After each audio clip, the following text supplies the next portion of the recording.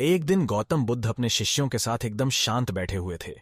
उन्हें इस प्रकार बैठे हुए देख शिष्य चिंतित हुए कि कहीं वह अस्वस्थ तो नहीं है।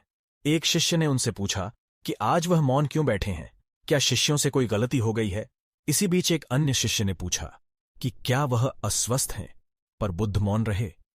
तभी कुछ दूर खड़ा व्यक्ति जोर से चिल्लाया, आज मुझे सभा में बैठने की अनुमति क्यों नहीं दी गई है। बुद्ध आंखें बंद करके ध्यानमग्न हो गए। वह व्यक्ति फिर से चिल्लाया, मुझे प्रवेश की अनुमति क्यों नहीं मिली। इसी बीच एक उदार शिष्य ने उसका पक्ष लेते हुए कहा कि उसे सभा में आने की अनुमति प्रदान की जाए। बुद्ध ने आंखें खोलीं और बोले, नहीं, वह अछूत है, उसे आज्ञा नहीं दी जा सकती। यह सुनकर शिष्यों को बड़ा आश्चर्य हुआ।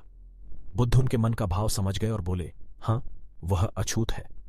इस पर कई शिष्य बोले, हमारे आश्रम में जात पात का कोई भेद ही नहीं, फिर वह अछूत कैसे हो गया। तब बुद्ध ने समझाया, आज वह क्रोधित होकर आया है। क्रोध से जीवन की एकाग्रता भंग होती है। क्रोधी व्यक्ति प्राय मानसिक हिंसा कर बैठता है, इसलिए जब तक वह क्रोध में रहता है तब तक अछूत होता है। इसलिए उसे कुछ समय एकांत में खड़े रहना चाहिए। क्रोधित शिष्य भी बुद्ध की बातें सुन रहा था। पश्चाताप की अग्नि में तपकर वह समझ चुका था कि अहिंसा ही मनुष्य का महान कर्तव्य व परम धर्म है।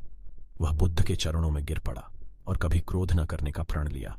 शिक्षा आशय यह है कि क्रोध के कारण व्यक्ति अनर्थ कर बैठता है और पश्चाताप उसे बाद में होता है, जिसका कोई लाभ नहीं मिलता। इसलिए हमें क्रोध नहीं करना चाहिए। असल मायने में क्रोधित व्यक्ति अछूत हो जाता है और उसे अकेला छोड़ देना चाहिए। क्रोध करने से तन, मन और धन तीनों की हानि होती है। क्रोध से ज्यादा हानिकारक कोई और वस्तु नहीं है।